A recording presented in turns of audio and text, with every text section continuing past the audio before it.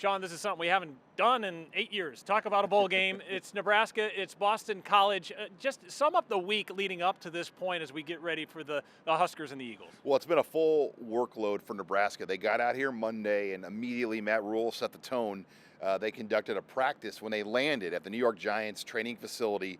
So they've had a full 5 practices out here when you count their walkthroughs and other things they've done. And just really set the tone that, hey, yeah, we're here to have some fun, but they've really, I think, emphasized the importance of this game.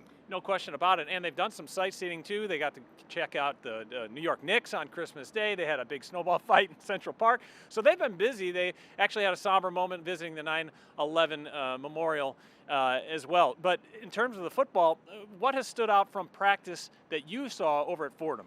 Well, I just think with some of the transfer portal guys that have left the program for Nebraska, they've had to kind of plug in some different people. And I think defensively, we're going to see younger players. Vincent Shavers, I think, is a linebacker. He got a black shirt, so I think it's pretty telling the role he could play, overtaking that spot that Mekhi Bayer once held at the linebacker position.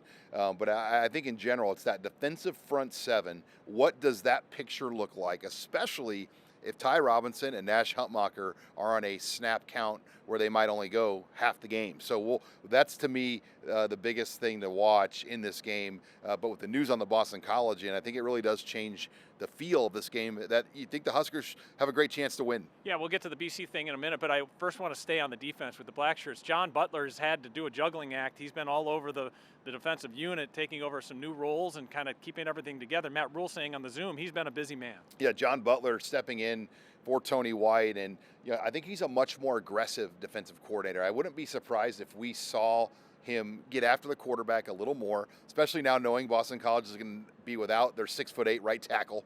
So there's some opportunities, I think, to create some pressures in this game. And John Butler having this entire month, which has been about 15 practices, to get settled in, because Tony White left immediately after the Iowa game. So it has been John Butler for the whole month, and I think that's been a good thing. And good news if you're a Husker fan, because Boston College's best player is a defensive end, and he's not playing, Donovan Izuruku. And you asked the question to Bill O'Brien, and he kind of let the cat out of the bag that he's not playing and their offensive tackle's not playing. And I'll be honest, Andy, all month I was like, there's no way this guy's playing in this game. But nothing had come out. And I said, you know what, I better ask Bill O'Brien, because not one of their local media members evidently asked all month if they had any opt-outs. Well, they're all American players not playing. So a significant storyline for Nebraska in this game without Izuruku. 16.5 sacks, led the country. So just not having that presence, he's produced over 60% of their sacks on his own. You take that away, they're a different team. He's been outstanding, and he will go high in the NFL draft come April. Now, the weather may be an issue. It's going to be sloppy conditions at Yankee Stadium. How does that affect Nebraska's offensive approach?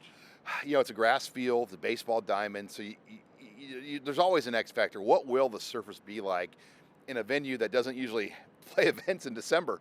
So I'm sure the grass will be in great shape. But I think for both teams, it's going to be kind of an uglier style, a lower snap count game.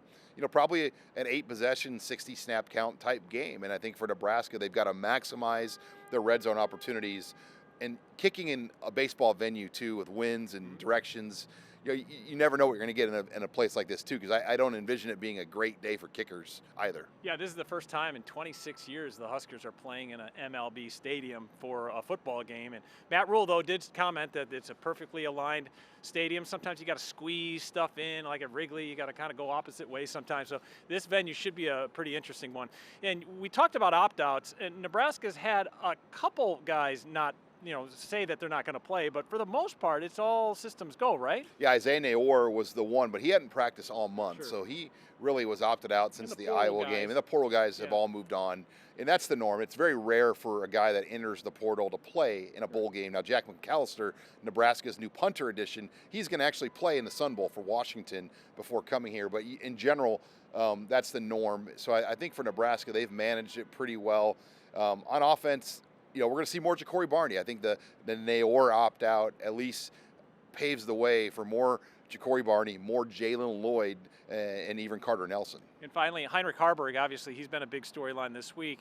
His moving to a different position, opening the door for Jalen Gramstad to be the backup quarterback to Dylan Raiola. And we got to watch practice on Thursday, and Jalen Gramstad was the number 2, working in those reps in a big role. And Heinrich Harburg, we saw him catch some passes. I mean, I do think Heinrich Harburg, even though he's been at tight end for just a short amount of time, you're going to see him have a role in this game.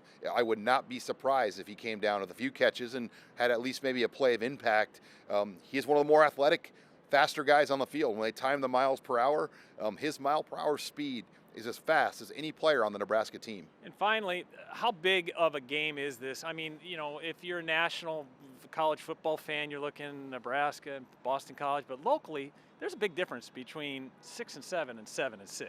No question. I just think getting a winning season for the first time since 2016 as well really matters, and getting that first bowl win. And you talk about in a place like Nebraska, the offseason is such a big thing. And you get a win, all of a sudden, you know, it's all wine and roses until August at that point. In Arrowhead Stadium, you might sell more tickets for that game and hopefully sell it out. I think the momentum of this game could really parlay to a lot more things if they can win.